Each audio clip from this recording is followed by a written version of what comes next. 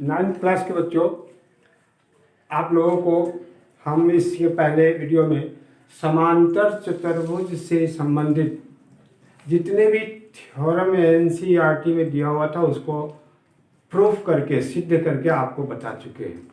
अब उसी के आधार पर आपको प्रश्न को हल करना पड़ेगा। वह किस प्रकार से होगा हम आपको बना के बताते हैं। वह प्रश्नावली 8.1 है। तो इसमें ध्यान देना होगा, चतुर्भुज से संबंधित प्रश्न को जो भी थ्योरम हम लोग साध्य पर है उसको उसमें लागू करेंगे। सभी साध्य को पहले देख लेंगे ढंग से, फिर होगा। तो यहाँ कह रहा है पहला प्रश्न 8.1 का जो भी सिद्धांत आप पढ़े उसको तो लागू करना ही पड़ेगा, उसको तो याद रखना ही पड़ेगा। इसमें कहता है एक चतुर्भुज के कोण 3:5:9:13 के अनुपात में है। तो इस चतुर्भुज के सभी कोण को ज्ञात करें। ये बहुत आसान है। इसमें अनुपातिक राशि को मान लेंगे और तो पहले जैसे मान को चलो यहाँ पे एक कोई चतुर्भुज हो गया, नाम दे देंगे ABCD। अब ये अनुपात में दिया हुआ तो इसको हम लोग 3x मानेंगे। अनुपातिक राशि हो गया, इसको मान लेंगे 5x, इसको मान लेंगे 9x और ये 13x। अब x का मान निकाल कर इसमें प्रत्येक कोण में गुना कर देंगे तो वो चतुर्भुज का प्रत्येक कोण का मान आ जाएगा। तो ये आएगा कैसे? तो x का मान निकालना है। जब भी x का मान निकालना होगा तो उसको आपको समीकरण में लाना ही पड़ेगा। यहाँ कैसे आएगा? तो चतुर्भुज का जो चारों कोणों का योग होता है वह 360 होता है। तो अब 3x + 5x + 9x + 13x को अगर हम जोड़ेंगे तो एक समीकरण 360 के बराबर होगा। उसमें से x का मान निकाल कर प्रत्येक में गुना कर देंगे तो आ जाएगा। त्रिभुज में तो त्रिभुज के तीनों कोणों का योग कितना होता है? 180 होता है। तो ये गुण है, उसका हम लोग उपयोग करेंगे। तो यहाँ लिखेंगे माना पहला प्रश्न है, आसान है, बार बार पूछता है, इसको जरूर से जरूर त्रिभुज के तीनों कोणों को निकालना, चतुर्भुज के चारों कोणों को निकालना। तो यहाँ लिखेंगे माना ABCD एक चतुर्भुज है जिसमें कोण A बराबर 3x, कोण B बराबर 5x, कोण C बराबर 9x, कोण D बराबर 13x। इसलिए कोण A जोड़ कोण B, फिर वही गुण का चतुर्भुज का जो गुण होता है उसको लागू कोण से संबंधित जो गुण होता है, कोण A जोड़ कोण B जोड़ कोण C जोड़ कोण D बराबर कितना हो जाएगा? 360। चारों कोणों का योग कितना होगा? 360 के बराबर होगा। यहाँ पे इसका आप जो भी मान वहाँ पे लिखा हुआ चाहे यहाँ लिखें, उसको आप लिख देंगे। ये हो जाएगा 3x + 5x + 13x, नहीं पहले 9x है, 9x + 13x बराबर 360। अब इसको हम लोग जोड़ेंगे तो 8 17 30, 30 से आ जाएगा। ये कितना के बराबर हो जाएगा? 30x बराबर 336।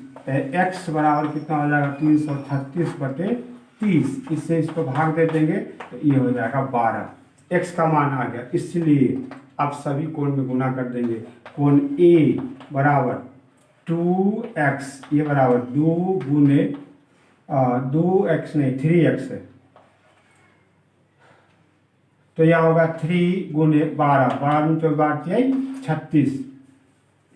इसके बाद आएगा कौन सा है? कोण B बराबर 5x, तो यह हो जाएगा 5 × 12, ये कितना हो जाएगा? 60।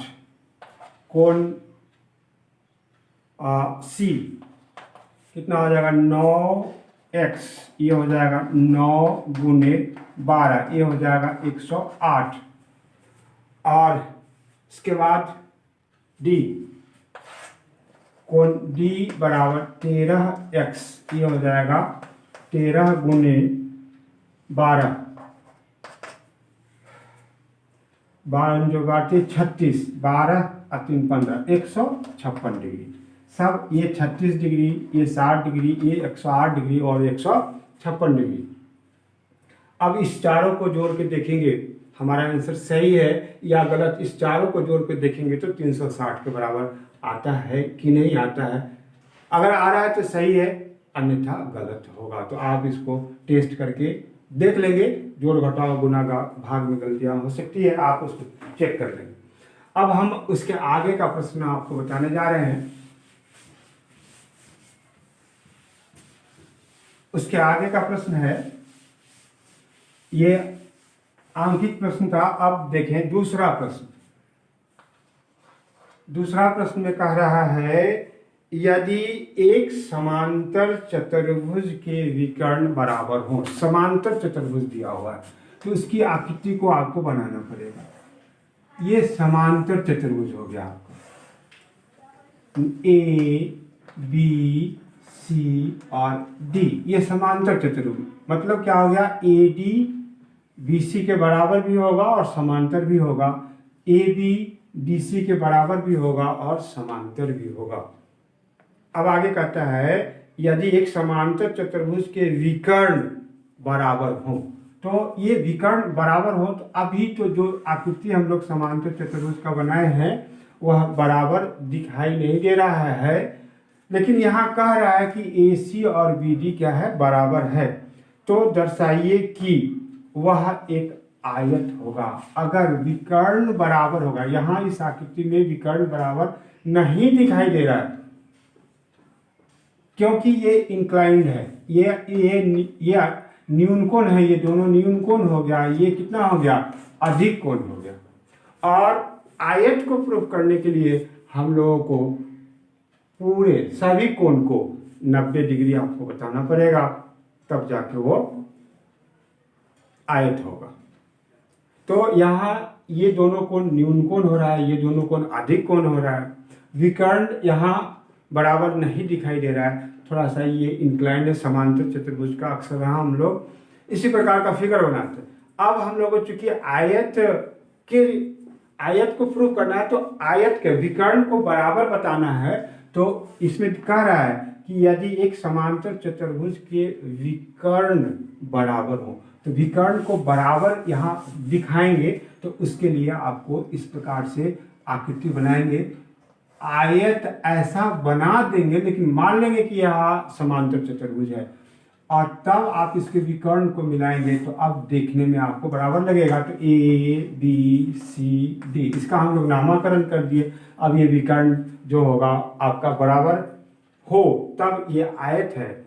ये कैसे होगा, अब इसी के बारे में बताना होगा। तो यहाँ लिखेंगे, दिया हुआ है कि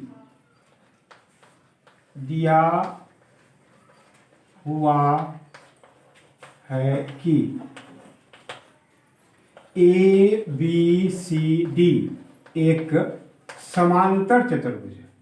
यहाँ समांतर चतुर्भुज है, समांतर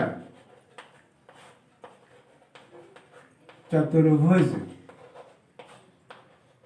है जिसके विकर्ण क्या कहता है इसमें, बराबर है। मतलब क्या हो गया, ए सी बराबर बी डी, ये दोनों बराबर है। क्या चीज सिद्ध करना है, सिद्ध करना है कि ए बी सी डी एक आयत है। आयत है तो हम लोगों को क्या सिद्ध करना पड़ेगा, कोण को आपको 90 डिग्री बता देना पड़ेगा। अब ये 90 डिग्री किस प्रकार से होगा, अब इसको हम लोग प्रमाणित करेंगे। तो इसको देख रहे, ये क्या चीज़ दिया हुआ है और क्या चीज़ सिद्ध करना है। तो ए बी, फिर से देख ले, ए बी सी डी एक समांतर चतुर्भुज है और उसमें क्या कहता है, समांतर चतुर्भुज। कैसा समांतर चतुर्भुज है, तो इसमें दोनों विकर्ण उसका बराबर है। मतलब क्या है, ए सी बराबर बी डी दिया हुआ है। तो आपको क्या बताना है कि वह एक आयत ही होगा, ये आपको सिद्ध करके बताना। अब इसको प्रमाणित करने के लिए देखें किस प्रकार से होगा। तो यहाँ लिखेंगे, प्रमाण। अब देखें, हम लोग त्रिभुज ए बी सी और त्रिभुज डी सी बी के बारे में विचार करें तो क्या चीज होगा कि ए बी बराबर सी डी होगा। समांतर चतुर्भुज के सम्मुख भुजाएं बराबर भी होती है और समांतर भी होती है। और इसके बाद फिर क्या हो जाएगा, ए सी बराबर बी डी, यह भी आपका बराबर होगा और ये बी सी भुजा ए डी भुजा के भी बराबर हो जाएगा, इसलिए कि यह समांतर चतुर्भुज की सम्मुख भुजाएं हैं। तो फिर एस एस एस सर्वांग समता से त्रिभुज यहाँ पे क्या होगा, देखें लिखेंगे तो फिर हो जाएगा। यहाँ लिखेंगे त्रिभुज ए बी सी और त्रिभुज डी सी बी में और त्रिभुज डी सी बी में। अब सर्वांग समता का जो भी गुण आप पढ़े हैं वह पढ़े हैं S A S S A S A और आर एच एस, इतना में से कोई गुण इसमें आपको खोजना होगा। तो हम लोग देखें त्रिभुज ए बी सी और त्रिभुज डी सी बी में तो क्या है कि ए बी बराबर सी डी, समांतर चतुर्भुज की सम्मुख भुजा। ये समांतर चतुर्भुज की सम्मुख भुजा है, इसलिए वो बराबर भी होगा और समांतर। बी सी उभयनिष्ठ आपका हो गया, बी सी बराबर बी सी, ये क्या हो गया, उभयनिष्ठ है, कॉमन हो गया। इसके बाद ए सी और बी डी के बारे में कह रहा है कि बराबर है, विकर्ण बराबर है, तो यह हो गया ए सी बराबर बी डी, ये दिया हुआ है, दिया हुआ है। तो कौन सा नियम इसमें लागू हो रहा है, इसको देखिए, एस एस एस, इसलिए एस एस एस सर्वांग समता प्रमेय से त्रिभुज ए बी सी सर्वांगसम त्रिभुज डी सी बी, जब वो सर्वांगसम हो जाएगा तो सी पी सी टी से क्या होगा, यह कोण और यह कोण दोनों बराबर होगा। त्रिभुज ए बी सी का बी कोण और त्रिभुज डी सी बी का सी कोण बराबर हो जाएगा। तो यहाँ लिखेंगे इसलिए कोण ए बी सी बराबर कोण डी सी बी, इसको इक्वेशन 1 कर देंगे। ये आया कहाँ से, कैसे बराबर हो जाएगा, सी पी सी टी से, corresponding parts of congruent triangle, इससे ये दोनों त्रिभुज सर्वांगसम हो गया और कोण बराबर हो गए। अब क्या करना है, ध्यान से देखिए, चूंकि अब देखो हम लिख रहे हैं, यहाँ लिखेंगे चूंकि ए बी समांतर सी डी और बी सी को हम लोग तिर्यक मान लेते, बी सी तिर्यक रेखा है, बी सी तिर्यक रेखा है,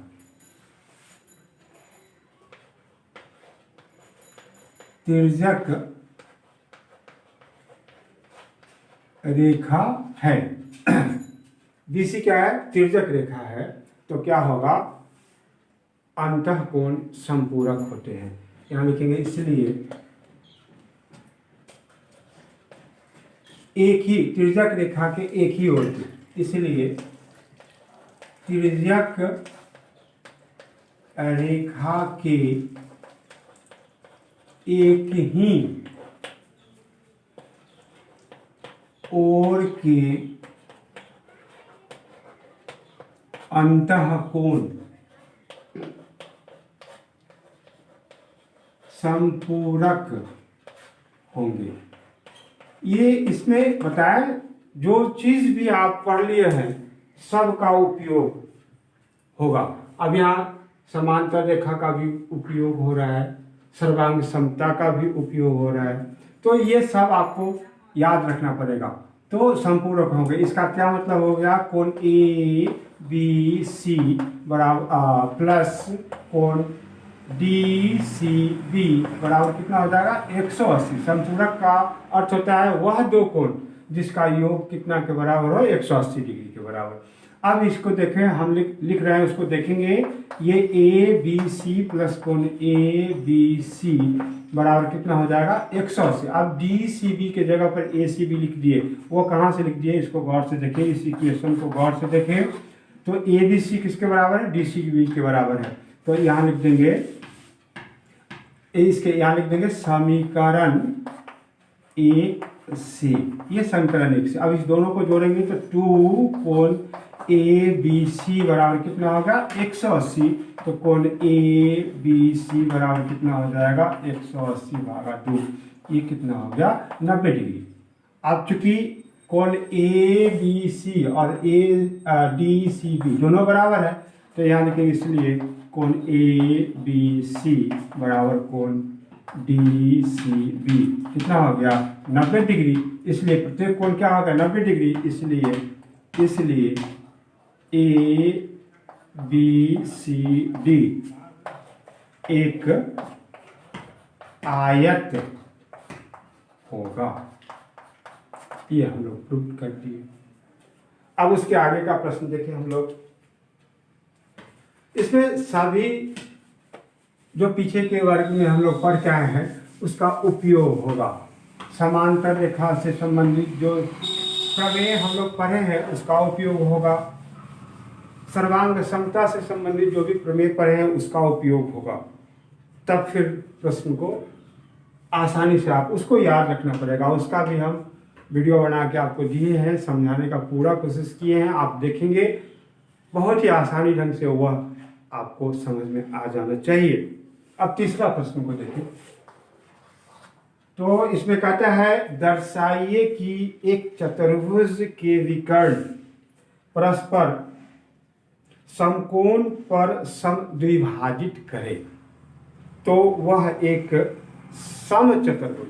अगर कोई चतुर्भुज इस प्रकार का है, ध्यान से देखें, ये इस प्रकार का चतुर्भुज है और उसका विकर्ण एक दूसरे को क्या क्या कर रहा है, तो इसमें कर रहा है समद्विभाजित भी कर रहा है और एक दूसरे पर समकोण पर भी वो सब कोण कितना आ रहा है 90 डिग्री पर।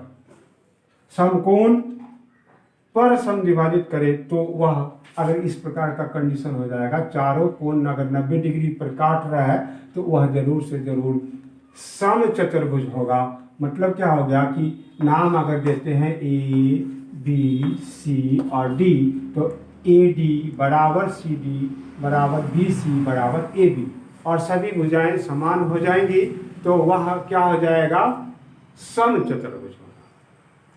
तो इसमें जो दिया हुआ है उसको लिखेंगे। कहता है दर्शाइए कि एक चतुर्भुज, ये सिर्फ अभी हम इसको क्या कहेंगे चतुर्भुज मानेंगे, और उसमें क्या है ये विकर्ण जो है एक दूसरे को समद्विभाजित कर रहा है और वो भी समकोण पे समद्विभाजित कर रहा है, तो यह एक समचतुर्भुज होगा। इसके बारे में बताना है तो लिखेंगे माना दिया हुआ, लिखें दिया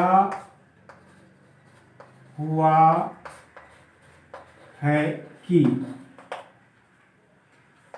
ए बी सी डी एक चतुर्भुज है। ये सीधे अभी चतुर्भुज है जिसमें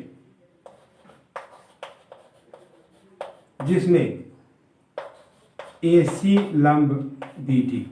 इसका अर्थ क्या हो गया, ये एक दूसरे पे लंब बना रहा है और फिर क्या कर रहा है समद्विभाजित भी कर रहा है। तो इसका नाम हम O दे दे, इस बिंदु का नाम O दे दे, तो क्या होगा, और OA बराबर OC तथा OB बराबर OB। ये इतना आपको दिया हुआ है। सिद्ध क्या करना है, सिद्ध करना है कि ABCD एक समचतुर्भुज है।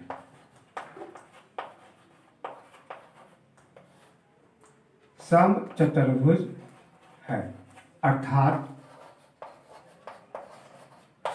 AB बराबर BC बराबर CD बराबर ED।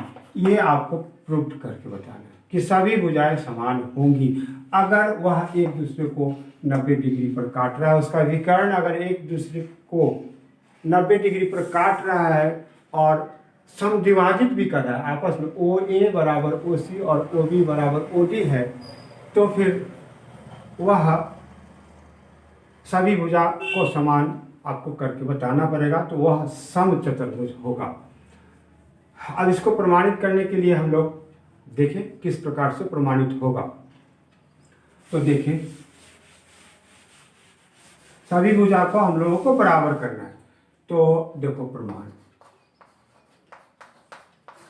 अब इस त्रिभुज में त्रिभुज ओ, यहां से शुरू करें, ओ AOB और AOD में अगर हम विचार कर रहे हैं तो क्या आपके पास आ रहा है, देखिए कि OB बराबर OD, कोण AOD बराबर कोण AOB 90 डिग्री दिया हुआ है, और AO और AO क्या हो जाएगा, ओवेनिस्ट हो जाएगा। तो फिर कौन सा नियम लग गया, SAS से ये दोनों त्रिभुज, ये दोनों मतलब क्या हो गया, AOB और AOD सर्वांगसम हो जाएंगे। तो फिर CPCT से क्या हो जाएगा, AB और AD बराबर हो जाएगा। फिर उसी प्रकार से इस दोनों त्रिभुज को भी हम लोग सर्वांगसम कर सकते हैं। जैसे देखेंगे कि AO बराबर OC, ये कोण इस कोण के बराबर, ये 90 है तो इधर का भी DOC भी 90 है, तो दोनों बराबर, और OD क्या होगा, ओवेनिस्ट हो जाएगा। तो फिर ये दोनों त्रिभुज सर्वांगसम, तो फिर क्या AD बराबर DC।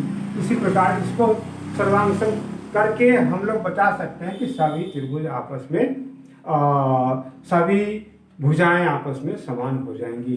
तो इसका मतलब क्या हो जाएगा, वह समचतुर्भुज होगा। तो इसको प्रमाणित करने के लिए लिखेंगे त्रिभुज AOB और त्रिभुज AOD में, त्रिभुज AOD में AOB और AOD में ध्यान से देखिए क्या क्या आपके पास है। OB बराबर OD ये दिया हुआ है, OB बराबर OD ये दिया हुआ है, समद्विभाजित करता है, दिया हुआ है। अब कोण देखें, ये कोण आपका 90 है, एक दूसरे पे लंब है, तो ये 90 है तो ये भी 90 हो जाएगा। लिखिए कोण AOB बराबर कोण AOD, क्यों बराबर है, तो 90 डिग्री हो गया। अब दूसरा क्या हो जाएगा, AO बराबर AO, ये भुजा यहाँ लिख देंगे ओवेनिस्ट है, ओवेनिस्ट है। फिर क्या हो गया, भुजा कोण भुजा, मतलब क्या हो गया, SAS सर्वांग समता प्रमेय से त्रिभुज AOB सर्वांगसम त्रिभुज AOD। जब सर्वांगसम हो जाएगा तो CPCT से क्या हो जाएगा, AB बराबर AD, ये भुजा इस भुजा के बराबर हो गया, दो भुजा तो बराबर हो गया। इसी प्रकार ध्यान दें, इसी प्रकार त्रिभुज AOD सर्वांगसम त्रिभुज DOC और त्रिभुज DOC सर्वांगसम त्रिभुज BOC को सिद्ध कर सकते। इसी प्रकार दोनों त्रिभुज को सर्वांगसम सिद्ध कर सकते हैं।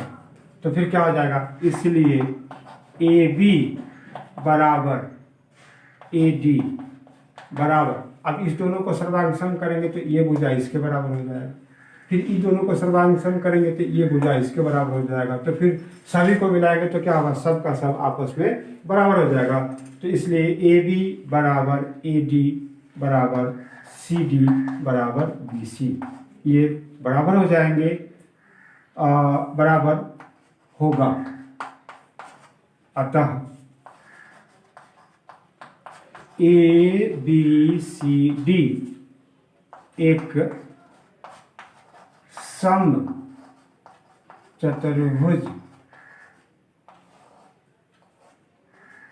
होगा, सम चतुर्भुज होगा।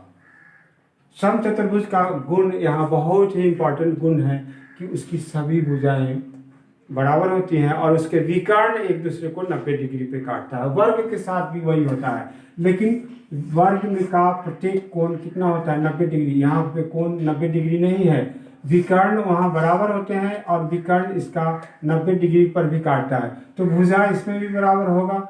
विकर्ण इसमें और इसमें फर्क क्या हो गया, सम चतुर्भुज और वर्ग में फर्क क्या होगा, तो इसका विकर्ण अलग अलग माप का होता है और कोई भी कोण 90 डिग्री नहीं होता है, समकोण नहीं होता है। लेकिन वर्ग में ध्यान से समझे, वर्ग में सभी भुजाएं बराबर होती हैं, विकर्ण भी बराबर होता है और ये एक दूसरे को 90 डिग्री पर भी काटता है। तो इससे आधारित प्रश्न जो होगा वो हम फिर आगे की वीडियो में हम आपको देंगे, आप इसको देखें। और सर्वांग समता से संबंधित प्रमेय, एकांतर, ये दो समांतर रेखाओं से संबंधित प्रमेय को जरूर से समझ लेंगे, उसी पे पूरा आगे का रेखागणित आप पर निर्भर करेगा।